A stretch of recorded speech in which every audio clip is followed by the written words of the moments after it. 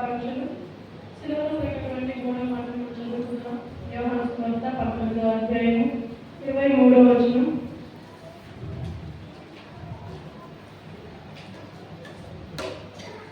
చదవండి.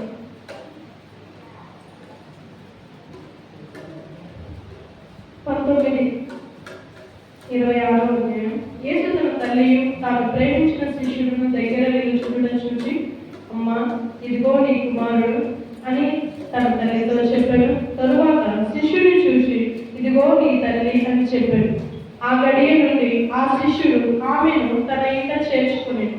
ఇక్కడ మనం చూస్తే దేవాది దేవుడు ఆ కల్వరి శిలువ యాగం జరిగించే టైంలో అంత ఘోరమైన దెబ్బలు తగిలినా కూడా తన యొక్క కన్న తల్లి విషయాన్ని మర్చిపోలేదండి. మనము మన చిన్న దెబ్బ తగిలితే, చిన్న కష్టం వస్తేనే మా నాన్న మాకు ఇది చేయలేదు, మా అమ్మ మాకు ఇది చేయలేదని మనము కంప్లైంట్స్ ఇస్తూ ఉంటాం. కానీ దేవాది దేవుడు అంత గొప్ప ఘోరమైనటువంటి శిలువను మోస్తూ కూడా ఎదురుగా ఉన్నటువంటి తన తల్లి యొక్క బాధ్యతను మర్చిపోలేదు. మానవాళికి, సర్వలోకానికి దేవుడిచ్చే మెసేజ్ ఏంటంటే, ఎప్పుడైనా కానీ మన మరణం వరకు కూడా మన తల్లిదండ్రుల బాధ్యతను మనము తీసుకోవాలి. మన తల్లిదండ్రుల యొక్క బాధ్యతను వారు మనకి ఏమి ఇచ్చినా ఇవ్వకపోయినాను వారి యొక్క బాధ్యతని మనము తీసుకోవాలనేసి దేవుడు ఈ విధంగా సర్వలోకానికి కూడా మాదిరికరంగా ఈ విషయాన్ని చెప్తూ వచ్చాడు. అయితే ఈ విధంగా బాధ్యత కలిగిన వాళ్ళు బైబిల్లో చాలా మంది ఉన్నారు. మనం యోసేపు గారిని చూస్తే ఆది కాలంలో అందరూ తనని ఎంతగానో తన పై వస్త్రాన్ని తండ్రి ఎంతో ఇష్టంగా కొనిపించినటువంటి ఆ విచిత్రపు విలువటంగి వస్త్రాన్ని కూడా తీసేసి లోతైన పొయ్యిలో వేసినప్పటికీ కూడా తన తల్లి వారి యొక్క అన్నలని ఏమాత్రము కూడా ద్వేషించకుండా, వారిని అసహించుకోకుండా, వీరు నాకు ఈ విధంగా చేశారు అని ఏమాత్రం కూడా నేను వారి ఎదుట కనిపించుకోవాలి అని అనుకోకుండా ఖచ్చితంగా వీళ్ళు నా అందరూ అనేసి దేవుని ప్రేమను అక్కడ యోసేపు గారు కనపరుస్తూ ఉంటాడు. అంత గొప్ప ఐగుప్తు రాజ్యానికి రాజు తర్వాత ప్రధానమంత్రిగా ఉన్నటువంటి యోసేపు గారు మనం చూస్తూ ఉంటే తను కావాలనుకుంటే అందరినీ కూడా ఒక చెరసాలలో బంధించవచ్చు, అతనికి అంత అధికారం ఉంది. కానీ అలా చేయలేదండి. దేవుని ప్రేమను అతను